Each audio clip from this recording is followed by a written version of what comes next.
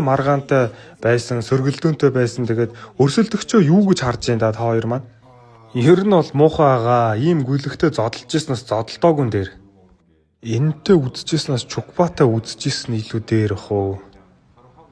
Чи бол арчаагүй новштэй. Чи өмнө нь өөр холбоонд тулдж байхдаа өрсөлдөгчөө давуу байдлаар ялахын тулд гар дээр хууль бус боолт ашигладаг байсан.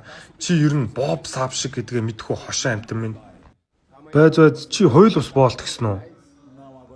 Чамаас нэрээ үнэхээр ичид санаа зовмоор юм аа. Тэгэхээр энэ нөхрийн тэр айхтар нокаут цогцолт нь хаанаас гаралтай яаж хийгдэг байсныг одоо л ойлгох. Ой, тэнийг новшнуудаа та нар итгэхгүй байвал зүгээр шалгаад үзэхэд л болох юм шүү.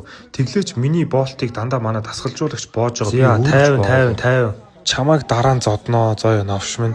Ээлж дараалал хүлээгээ чимээгүй байж зоё. Одоо дугаа. Нэг нь энэ новшийн микрофоныг унтраагаад өгдөө. Энэ мэрэгжлийн тамирчин биш дээ. Ой, нэрээ юу. Би заавал эднэртэй одоо ингэ байж явах хэрэгтэй юм. Та нар хин юм бэ? Юу юм бэ?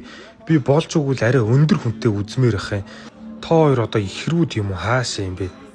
Хөөе новшоо, чи ер нь юу хийгээд энд байгаад байгаа юм бэ? Энд мэрэгжлийн хүмүүс л байдгийн. Чам шиг бентэн дотроо янз бүрийн юм хийчээд бохир тоглодог гаруудлаа ирэх. Хөөе новшоо, чи хүлээж аваа. Чи дараагийнхан шүү. Энэ бүр байдалд ороод бантаад ирэхээрээ бүр нохоо шиг харсан болгоно хазах гад дайраад идэг новш шүү бүр.